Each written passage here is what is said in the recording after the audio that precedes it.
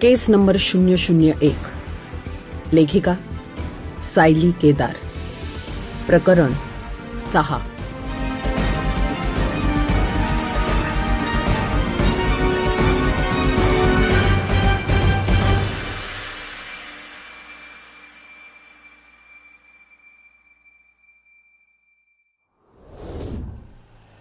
Bobde वस्तीचा board आला आणि police jeep थांबली। आलं का? प्रभूनं विचारलं आणि आखडलेलं अंग ताठ करत तो खाली उतरला। सर, आलं नाहीये, पण गाडी इथून पुढे जात नाही। याच वस्तीत कुठेतरी राहतो प्रतीक मोकाशी। प्रभूची नजर वस्तीच्या बोळाकडे गेली आणि तो हसत रायकरला चला असा हात करून चालायलाही लागला। एकच माणूस एका वेळेला मावेल अशा वस्तीच्या त्या बोळात लोकांची दोन्ही बाजूला घरं होती। घराबाहेर पाण्याचे ड्रम ठेवले होते, सायकल, बाईक्स पार्क केलेल्या होत्या। बऱ्याच लोकांचा व्यवसाय हा आपली बाईक आलेल्या टुरिस्टना भाड्याने देण्याचा असावा असं दिसत होतं।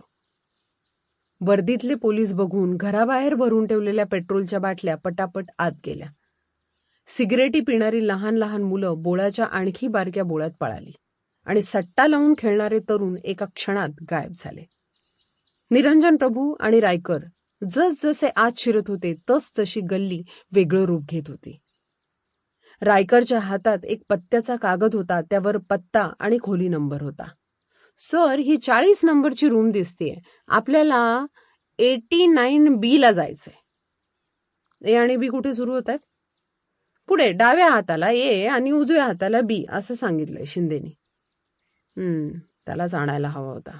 सर, ते खोदकामाचं पण इम्पॉर्टंट आहे ना, म्हणून त्याला म्हटलं की तू तिकडून हलू नकोस। राईट, ठीक आहे, सापडेल आपल्याला। लोकांना विचारत आणि एक एक गल्ली पुढे सरकत शेवटी रायकर आणि प्रभूला 89B सापडली। एक घाणेरडं वाळवी लागलेलं दार, भकास, आजूबाजूला रांगोळी घातलेल्या घरपण असलेल्या घरांना सूट न होणार, बाहेर कचरा जमलेला, गंजलेली कडी। नक्की इकडेच का हो? रायकरनं हाताशी धरलेल्या एका म्हाताऱ्याला विचारलं। गेल्या हप्त्यापासून बघितला नाही, पण हेच घर असा। दारावर थाप मारली तरी आतून काही हालचाल झाल्यासारखी वाटत नव्हती। काही वेळ दार वाजवण्यात गेला आणि शेवटी निरंजननं Sample complete. Ready to continue?